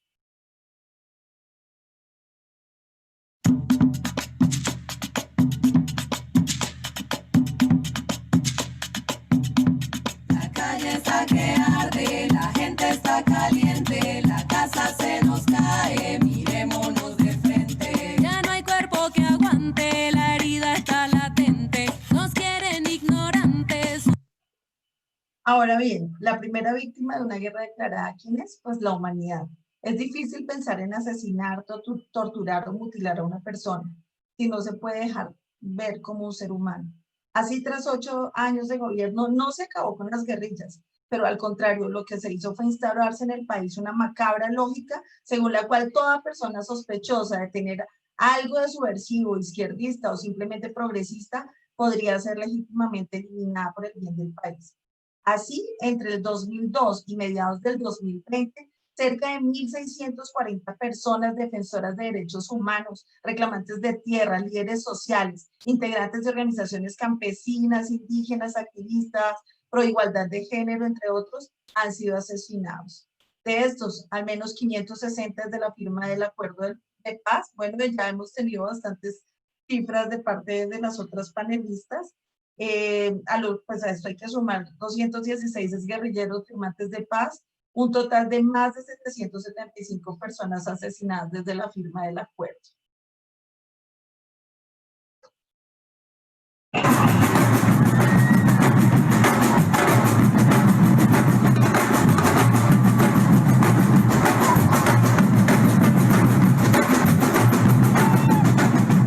El 21 de noviembre de 2019 inició un movimiento denominado Paro Nacional, aunque en realidad nada paró, sobre la base de 10 puntos específicos como la reforma laboral y pensional proyectadas, las privatizaciones y la corrupción, la reforma tributaria anunciada, menos impuestos a grandes empresas y más a la clase media, entre otros. Por otro lado, se reclamaba un mejor salario mínimo, el respeto por la protesta social, el asesinato de los líderes sociales y el cumplimiento de los acuerdos de paz. El paro fue convocado por las principales centrales sindicales del país, movimientos sociales y estudiantiles, y una vez iniciado se sumaron decenas de organizaciones y grupos políticos defensores del acuerdo de paz. Así, este movimiento conseguía, frente a los medios de comunicación y a la opinión pública, una legitimidad inusual para este tipo de reclamos en Colombia. El movimiento se extendió de manera interrumpida desde el 21 de noviembre hasta el 21 de febrero, produciéndose protestas, manifestaciones diarias en diversos puntos de la ciudad, incluyendo un gran concierto por el paro y un canto por Colombia a mediados de diciembre, impulsados por un puñado de artistas de la música popular y la televisión. En el contexto del paro nacional, el 23 de noviembre, en pleno centro de Bogotá, escuadrones del ESMAD, escuadrón antidisturbios, acorralaron a un grupo de jóvenes manifestantes. En su retirada, un oficial disparó por la espalda apuntándole a la cabeza a uno de ellos. Tras unos días, el joven murió y el hecho cobró enorme relevancia por varias razones, como que el incidente ocurrió en pleno centro de la ciudad, que fue grabado por varios teléfonos móviles que propagaron el hecho y en la manifestación habían personas con cierto nivel de influencia en la opinión pública.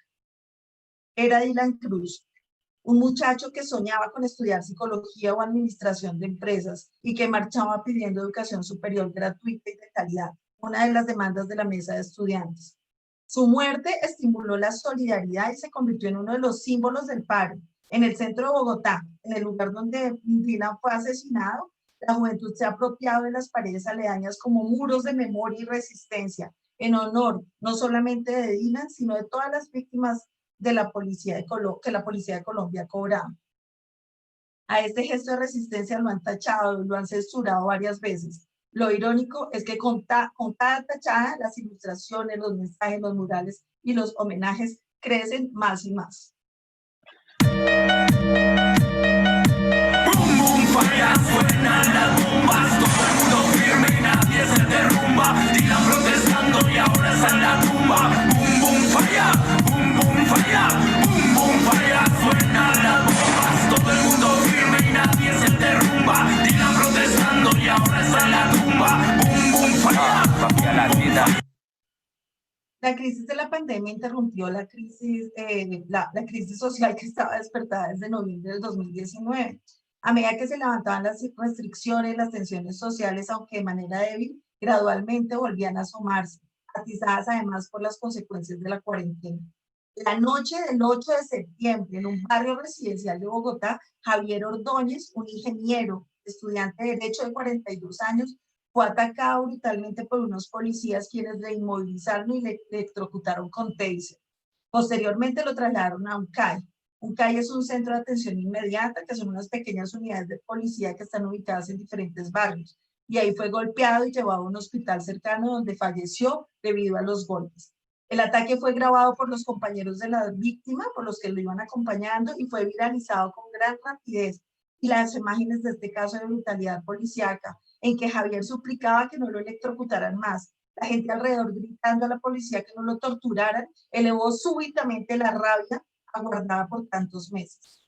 A raíz de ello, en la tarde del 9, se pretendía hacer una manifestación pacífica encendiendo velas, pero pronto comenzaron gritos y ataques contra el CAI. Con el ESMAD, el Escuadrón Antidisturbios, llegaron los enfrentamientos. El CAI fue incendiado. El hecho fue replicado por las redes y por los noticieros y en pocas horas ya habían estallado ataques contra varios CAIs en diversas zonas de la ciudad.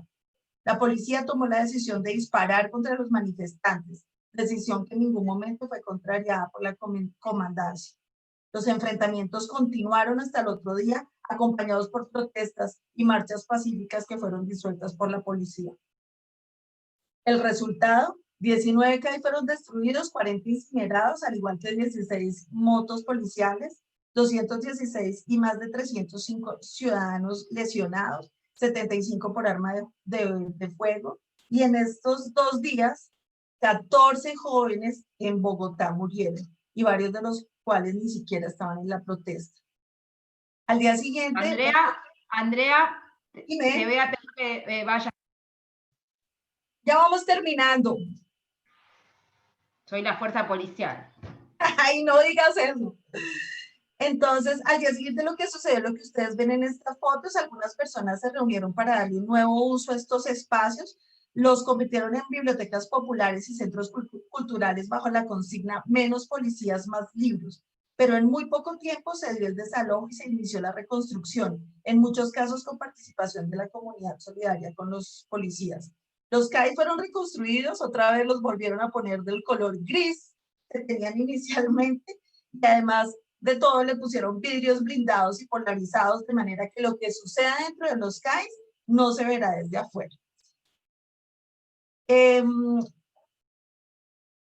Este mural que ustedes ven acá fíjense que es muy parecido al de los falsos positivos que veíamos al principio. Este mural se hizo con el fin de saber quién dio en esta ocasión la orden de masacrar jóvenes en Bogotá. Cuando se hace este mural, habían apenas 10 muertos. En estos días, en esa misma semana, el número ascendió a los 14 muertos.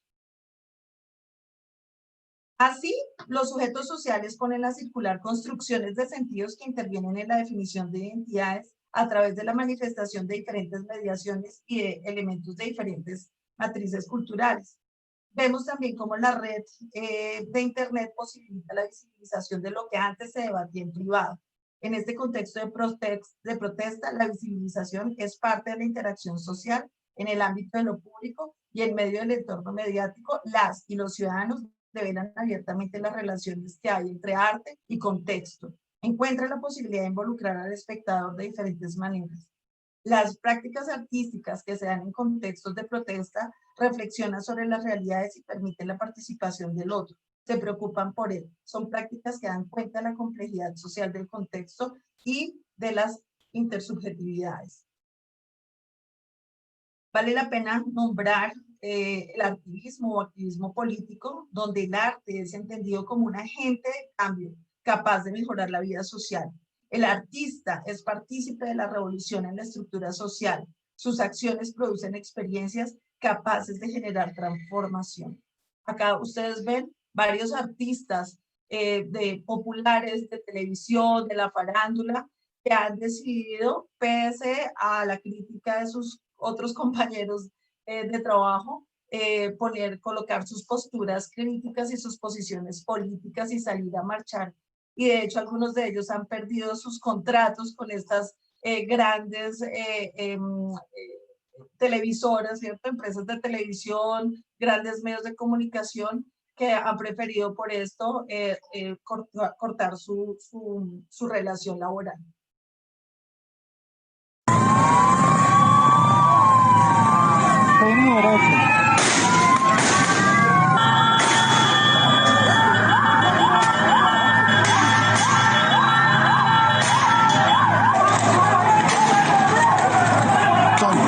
¿Por qué lo siguen agrediendo si hace rato dijo que por favor?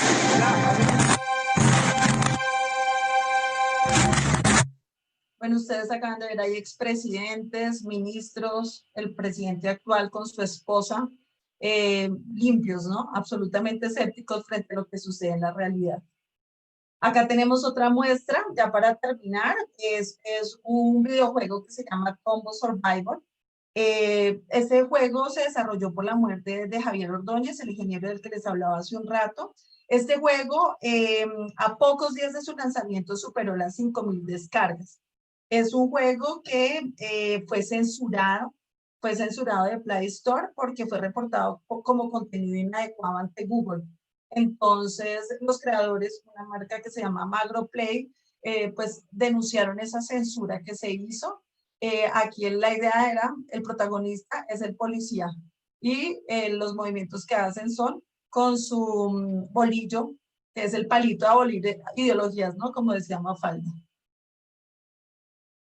Y pues para terminar, quiero finalizar con dos menciones. Quiero hablar de Rancière, que sostiene que la política es un asunto de sujetos, o más bien de modos de subjetivación, que la actividad política tiene que ver con la transformación del cuerpo para atender otros discursos que no le eran propios inicialmente, desorganiza el orden establecido socialmente y genera transformaciones. Y por otro lado tenemos a Giddens, que nos habla acerca de la conciencia práctica y de la conciencia discursiva. La práctica es cómo se actúan en la cotidianidad, cómo se actúa en la cotidianidad usando los recursos del contexto, buscando agenciar. Estas son acciones que no se verbalizan, mientras que las de la capacidad discursiva tienen que ver con el uso del lenguaje. En última, lo que yo quiero decir es que los sujetos que producen prácticas artísticas en este contexto son agentes. Son agentes partícipes de la vida cotidiana que, basados en su propia reflexión, buscan transformar la estructura a partir de formas de lucha, de demanda y de indignación. Según Giddens, es bueno crear estrategias y acciones artísticas para crear basados en la dimensión sensible de formas de protesta que buscan potenciar el desarrollo del sentido estético y ético.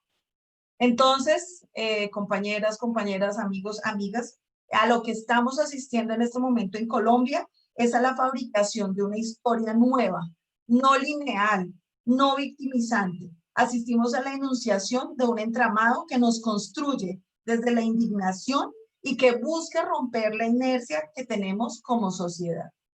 Gracias.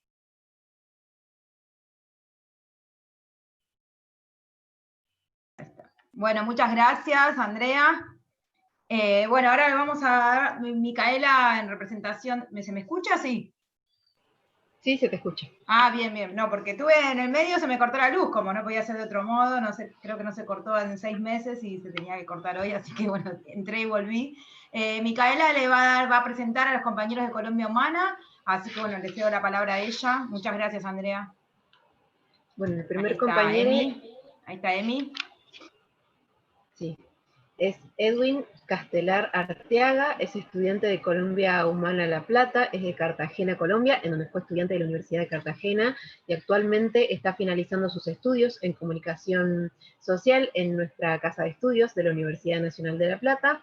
es docente adscripto de la Cátedra de Análisis de la Información de nuestra casa de estudio y también es productor en el programa de radio Hamaca Grande y columnista en Voltaje TV.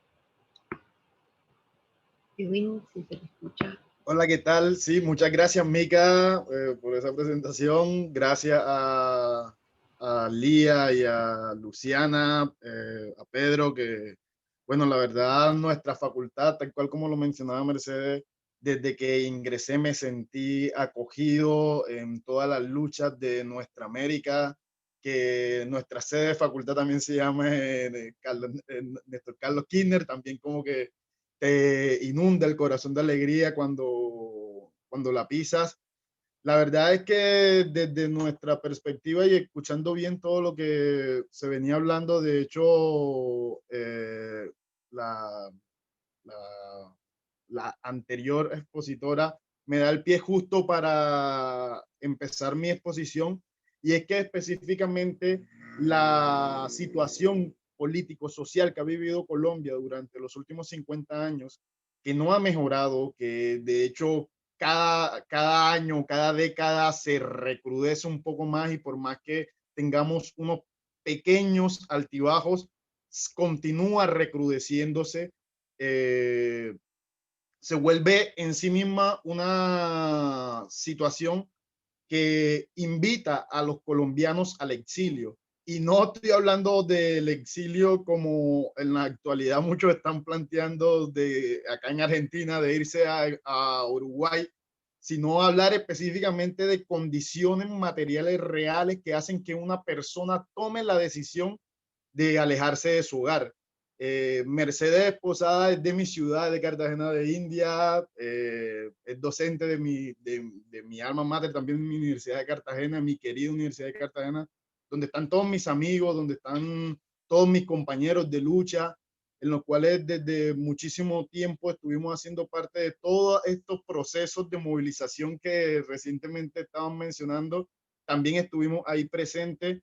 De hecho, recuerdo con mucho cariño en el año 2011 el gran paro nacional estudiantil durante el gobierno de Juan Manuel Santos, donde logramos que un gobierno le diera retroceso a una ley que buscaba reformar nuevamente la educación pública universitaria de Colombia, que de por sí ya no hace parte, o sea, no es un bien público, sino que es un bien de mercado, y que además de esto quería crearse una figura que se presentaba como universidad de carácter mixtos, el cual tuvieran ingresos desde el Estado y desde los entes privados, rompiendo de antemano todo lo que tuviera que ver con la autonomía universitaria y todo esto. Esta situación la menciono porque específicamente dentro de estos más o menos los últimos 50, 60 años, que son los años que se habla de la guerra en Colombia, Colombia ha vivido diferentes oleadas de migraciones. A diferencia de en Argentina, que la migración es la que viene, no, en Colombia la migración la tenemos como la que se va, la que se marcha de Colombia. Y no solamente la que se marcha por 6 años o 5 años a estudiar, sino una migración que va y se radica en el otro país y dispone para no volver a su tierra. Se crea toda esa condición específica para quedarse, y al mismo tiempo las noticias que se van viendo desde los medios de comunicación tradicionales en Colombia, que son las que en muchos momentos salían del país, no brindaban estas ganas de volver a Colombia. Basándome en un estudio de la Universidad del Rosario, de los compañeros Mejía Ochoa del 2012, donde plantean que a lo largo de estos últimos 50 años, específicamente durante la década de los 70 y los 70, ocurrió la primera gran ola de migración de Colombia, una ola que superaba el 500.000 de colombianos saliendo de Colombia, con países destinados directamente como Venezuela, Ecuador y Estados Unidos. Venezuela, Ecuador y Estados Unidos. Quiero que lo tengamos bien presente, porque es justamente en estos países donde se empieza a convertir en Colombia, o a crear en Colombia, el sentido común del mito de la migración colombiana contemporánea. De este mito de que el colombiano que sale del país sale también específicamente a países con estas características. Recordemos que Venezuela, años 70, 50, estaba dentro del boom de la época dorada del petróleo y de la época dorada de los petrodólares, en cual se presentaba a Venezuela como una salida muy accesible, y Colombia, al contrario, si no estoy mal, estaba en ese momento el Frente Nacional, esto que Mercedes explicaba, que para asemejarlo con Argentina no es más que lo que acá en Argentina se conoció a mitad del siglo XIX, que fue la década infame. Bueno, en Colombia tuvimos más de una década, que era la división entre liberales y conservadores, que decidieron no permitamos que participe en ningún otro gobierno y solamente participamos los liberales y los conservadores. Esto Edwin, te interrumpo. Recordá que son 10 minutos porque si no me van a matar ya, nos vamos a pasar de las 2 horas. Listo. Y bueno, en ese sentido, la principal, quería como que dejar esto claro para que se entienda más o menos que esta primera oleada de migrantes que sale de Colombia sale específicamente por condiciones políticas. La segunda gran oleada es justamente posterior a los acuerdos de paz del M-19, y justamente en la década de los 2000, cuando en Colombia ocurrió también lo que Mercedes nos estaba comentando, que fue el exterminio de un partido político total que fue a la UP, fue lo conocido como el baile rojo. Fue un exterminio total a congresistas, a candidatos presidenciales, a senadores, a concejales, en todos los lugares de Colombia, que de hecho aún sigue en impunidad muchos de estos casos. La tercera gran ola surgió también durante la época de acuerdos de paz. Quería que quedara esto claro porque justamente posterior a los acuerdos de paz es cuando en Colombia empieza un recrudecimiento de la violencia. Posterior al acuerdo de paz del 2000, en Colombia ocurrió un recrudecimiento de la violencia paramilitar, y posterior a los acuerdos de paz en los 2000, corrijo, en el 91 y en el 2000. Posterior a los acuerdos de paz del 2000, asume la presidencia Álvaro Uribe Vélez, y a partir de ahí inicia todo este proceso de desintegración de la sociedad colombiana. Para concluir y meter todo ahí de un solo tiro, quería comentarles que desde que nosotros llegamos, los migrantes colombianos, llegamos acá a Argentina, justamente, particularmente en mi persona, en el 2015, pleno momento de los acuerdos de paz, habían diferentes organizaciones colombianas que se encontraban trabajando toda esta perspectiva de los acuerdos de paz. Marcha Patriótica, Tinto, Mate y Resistencia. El compañero Elkin pertenecía incluso a una que se llamaba Paisajes de Paz, que eran un montón de iniciativas de colombianos de manera independiente, de pequeños núcleos alejados y separados, que no se habían encontrado y que se lograron encontrar justamente en el año 2018 en las elecciones presidenciales, en el cual el actual senador Gustavo Petro logró condensar entre un montón de iniciativas una gran parte de la sociedad colombiana que exigía un cese al fuego, un cese a la violencia, pero sobre todo un pacto mínimo para la vida, un pacto mínimo para la justicia social. En este contexto, nosotros también nos reunimos acá como Colombia Humana La Plata y logramos y conseguimos poder unificar tantas luchas, tantas formas de ver la política, que hoy por hoy llevamos 3 años de militancia y de acompañamiento ininterrumpido, no solamente dentro de la universidad y dentro de cada uno de nuestros espacios, porque dentro de Colombia Humana La Plata también tenemos docentes de la Facultad de Antropología, becarios de investigación del CONICET, compañeros que hacen parte de las mesas de trabajo directamente con las instituciones o con la universidad, y compañeros que hacen buen periodismo. Quería mencionarles justo para concluir de que en este año de trabajo, una de las principales acciones que llevamos a cabo en esta tarea que tenemos en la actualidad de tratar de volver territorio desde la exterioridad, tratar de mover nuestra humanidad para Colombia desde el exterior, desde el extranjero, entendiendo también que Colombia tiene el 10% de su población, del total de su población fuera del país. Según datos de Indepaz y de la Cancillería, esta cifra ronda los más de 5 millones de colombianos fuera del país. 5 millones que, pues, o sea, es una ciudad prácticamente grande, una población totalmente grande. Quería comentarles que el año pasado, en el marco del 34 Encuentro Nacional de Mujeres, logramos en compañía de varios nodos internacionales traer a la ciudad de La Plata y principalmente lograr el encuentro entre las madres de Soacha y las madres de Plaza de Mayo. Tenemos una foto de un abrazo histórico entre una de las madres de Soacha con Nora Cortiñas, en el cual presentamos a las madres como un ejemplo de lucha. ¿Y por qué la decisión específicamente de las madres? Justamente por la exteriorización de nuestras luchas en Colombia, que en diferentes lugares del mundo se pueda comprender que desde afuera, en Latinoamérica, existen montones de ejemplos de lucha que traen en sí mismos repercusiones realmente provechosas, no solamente para el ámbito político, sino para el ámbito personal y de crecimiento. En ese momento nos acompañaron desde Colombia la madre Doris Tejada, que es la única madre de Soacha que no vivía en Soacha para el momento en que su hijo se volvió una más de la cifra. Se acercó, trajimos también a Carmenza Gómez Romero, madre de Víctor Fernández Romero, asesinado extrajudicialmente y ha sido víctima de atentados contra su vida y su hijo, y a Ana Adelina Páez, víctima del Estado, que duelen porque justamente ella tampoco ha logrado encontrar los restos de su hijo, o sea, aún se encuentra en esta cuestión de desaparecido. Y nos pareció muy importante que estas luchas desde Colombia puedan unificarse con luchas de otros países en Latinoamérica.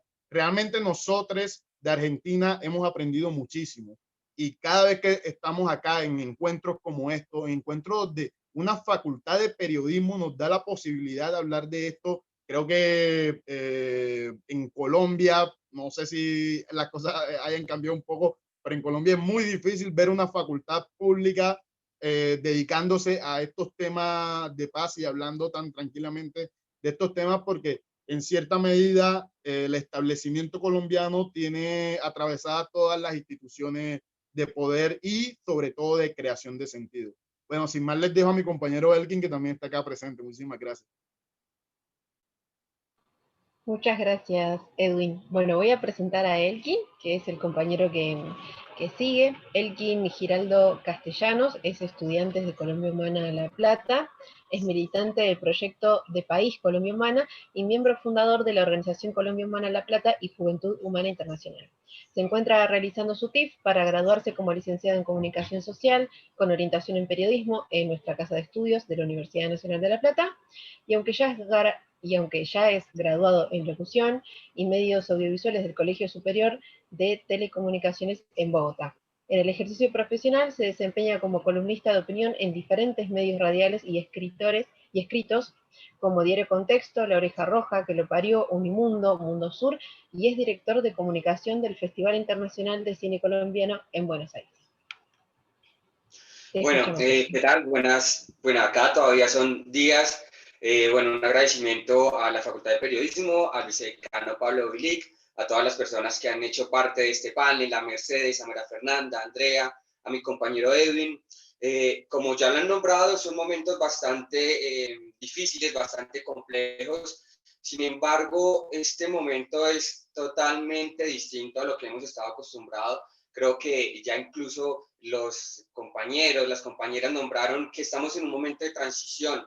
Después de los acuerdos de paz, Colombia ya no es la misma de antes, y creo que es muy importante resaltar, y una muestra de esto es que nosotros, como miembros de una organización política que hacemos política en el exterior, podamos estar dentro de este panel académico en la Universidad Nacional de La Plata, en la Facultad de Periodismo. Nosotros estamos convencidos, los que hacemos parte de este proyecto político, que hay que llegar a ese lugar para poder cambiar y para dar esas transformaciones que nosotros queremos dar. Es muy importante tener en cuenta que en Colombia La batalla, en definitiva, y escuchando los relatos de violencia y viviendo la violencia en Colombia, la batalla es cultural. Aquí, si no ganamos esa batalla cultural, es muy difícil cambiar el país. Y para poder ganar esa batalla cultural es que necesitamos nosotros que nos gobiernen otro tipo de personas, ¿no? Que las personas que lleguen al poder en Colombia realmente rescaten nuestra identidad latinoamericana que ha sido olvidada. Hemos visto cómo nuestros gobernantes en Colombia lo que han hecho es traer esas políticas del exterior, dejando a un lado lo que nosotros nos identifica, ¿no? Como colombianos y como latinoamericanos.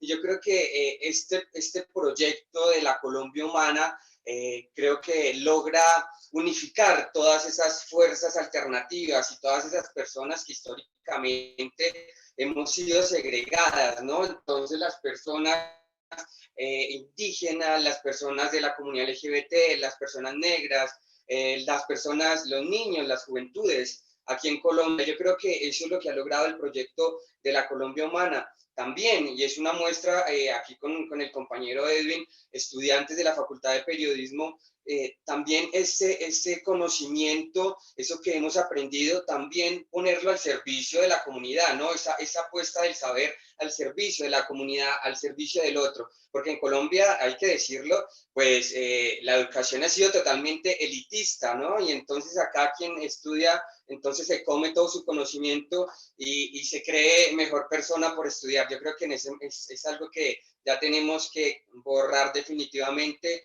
Hay una apuesta muy grande por parte de la juventud en Colombia.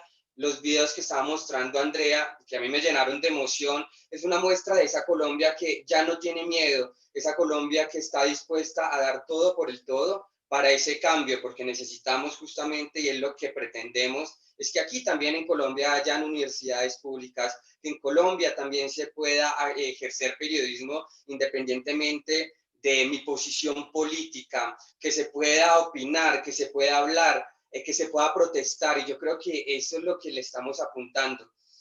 Yo les había propuesto hacer un recorrido de los proyectos alternativos desde la UP a la Colombia Humana. Me extendería un poquito, pero sí resaltar que hay proyectos alternativos que vienen buscando ese camino, hay proyectos alternativos que están en busca de esa lucha, que hoy se sintetizan en este gran proyecto, pero que desafortunadamente, y ya han dicho las cifras, han dejado una cantidad de muertos que nos asombramos, porque aquí en Colombia nos levantamos todos los días con que hay muertos. Acá se produce es muertos. Todos los días, y es lamentable uno levantarse con la noticia de que mueren los jóvenes, que mueren los indígenas, que mueren todas las personas que luchan por una idea. Sin embargo, considero, y viendo el momento en el que nos encontramos, que no solamente es un momento latinoamericano, es un momento mundial el que vivimos distinto, y bueno, y en Colombia en particular, en Latinoamérica, después de estas experiencias de proyectos progresistas que nos dan la pauta para seguir, que nos dan la fuerza para continuar. El 18 ahora son las elecciones en Bolivia, esperemos que Luis Arce sea el presidente de Bolivia, porque todas estas luchas son las que la Colombia Humana también viene acompañada de estas fuerzas alternativas latinoamericanas que a través de su experiencia y a través de lo que ya se vivió, de lo que hemos del Frente de Todos en este momento, y quienes sabemos la importancia de la política como una herramienta de transformación social, sabemos que todas las luchas son en conjunto. Por eso la importancia ahora también hablar desde una unidad académica y no empezar o no ver la política aislada como en Colombia se ha acostumbrado a verla como algo que solamente le pertenece a personas que tienen escoltas y a cierta élite. Yo creo que estamos en este momento de transición que en definitiva le apuesta a la paz, ¿no? Porque el conversatorio titulado, bueno, el de las experiencias o estas sensibilidades, todo en torno hacia la paz, yo creo que es lo que nos compete en este momento, y es la paz de Colombia, que es la paz de Latinoamérica. Si nosotros vemos esta paz, y yo lo he dicho de esta manera, que Colombia ha sido esa piedra en el zapato, esa piedra de estos proyectos que nos pueden unificar, que nos pueden llegar a ser grandes, como esa patria grande que hemos soñado. Yo creo que estamos a punto de lograr ese sueño, ¿no? Esa utopía, que si bien para muchos es inalcanzable justamente por la cuestión utópica, que seríamos también nosotros los que perseguimos un sueño, los que creemos que se puede transformar y que creemos que se puede llegar a tener una Colombia distinta, pues vamos a ir detrás de esa utopía, ¿no? Y esa utopía en este momento es la Colombia humana. Estos proyectos alternativos que ya el compañero Edwin dijo, por lo menos la UP, que dejó a sus militantes, a sus líderes asesinados por parte del Estado colombiano, acompañado de las fuerzas paramilitares, donde la única sobreviviente en este momento es Aida Bella, ella es la presidente de la UP, que ahora se une con la Colombia Humana.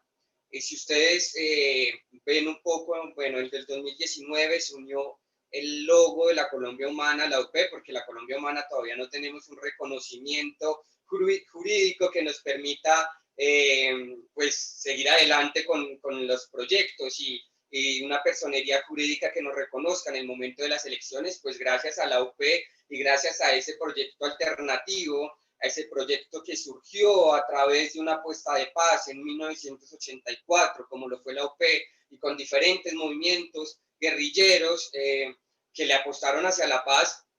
Creo que es la oportunidad.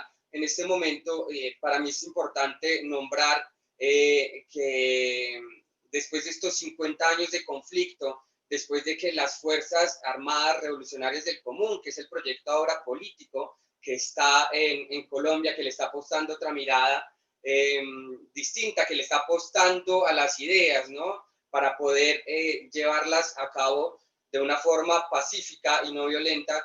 Yo creo que son todos estos proyectos los que empiezan a renacer y los que empiezan a sembrar una esperanza en Colombia. No todo está perdido y para mí lo más importante para dejar en este conversatorio, después ahora no sé, dialogaremos o las preguntas, pero es no pensar que todo está perdido en Colombia. Creo que ha sido una lucha constante, han sido miles de vidas perdidas, pero como lo dije, somos varios los profesionales desde distintos espacios, desde distintos lugares, que le apostamos al proyecto, a un proyecto transformador que en este momento, ya como le dije, se condensa en la Colombia Humana, pero que tiene que ser un proyecto unificado.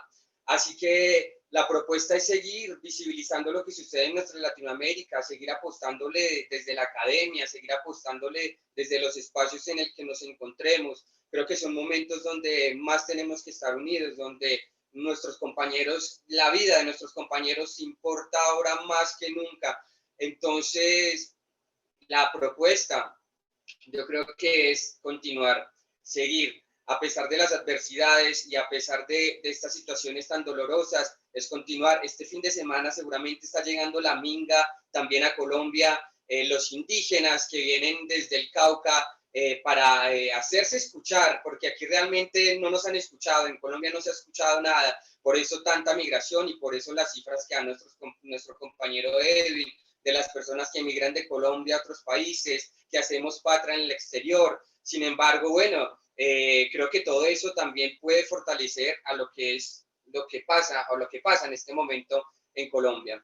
Así que nada, muy agradecido, muy honrado por ser parte de este panel, de compartir estas experiencias, de seguir apostándole a un proyecto transformador, de seguir en conjunto. Un abrazo también y aprovecho la oportunidad para abrazar a las personas que se encuentran en Argentina en este momento tan difícil, donde la derecha, obviamente en estos momentos tan complejos, quiere arrebatar todo. Por eso vemos lo que pasa en Estados Unidos, por eso vemos que en este momento está la caída del imperio y de todas estas propuestas neoliberales que se quieren sostener a través de la violencia y a través de la guerra y a través de las mentiras. Por eso los golpistas en Argentina, por eso los golpistas en Latinoamérica, que no ven con buenos ojos estos proyectos transformadores. Sin embargo, pues somos muchos los que seguimos apostando y los que estamos en pie para continuar desde todos los lugares a este proyecto. Así que bueno, yo les agradezco. Podría hablar de un montón de cosas más, pero no quiero que Luciana me corte con el tiempo, así que bueno, yo les agradezco por la oportunidad. Bueno, muchas gracias, Elkin. Bueno, en realidad estamos como, bueno, bastante pasados o sea, llevamos 2 horas de encuentro. Yo volviendo de la luz, ahora estoy con el celular porque se volvió a cortar la luz, ahora no volvió todavía. Así que bueno, es así. Pasan estas cosas. Bueno, nada, llevamos 2 horas de encuentro, de panel, así que la verdad que es maravilloso que estemos acá con la atención puesta en estos diálogos.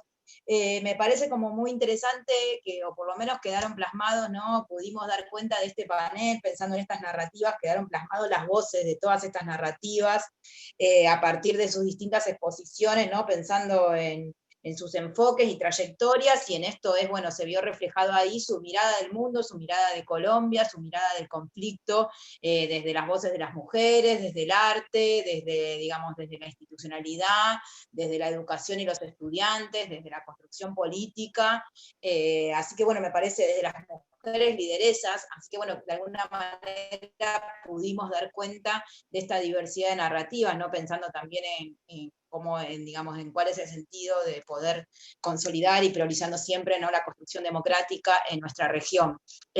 Yo, la verdad, o sea, llevamos 2 horas, venimos un poco complicados con el resto de las actividades, me parece un poco, de mi parte, un poco grosero tener que decirles que, bueno, que no tenemos mucho margen para preguntas, pero si alguien quiere hacer como algún señalamiento para cerrar, porque si abrimos a las preguntas se va a hacer como muy extenso y no tengo margen, quizás podemos quedar en contacto, me parece maravilloso que podamos quedar en contacto. Es una lástima no tener 1 hora más, pero si abrimos, digamos, las preguntas y la discusión, se va a hacer como muy extenso.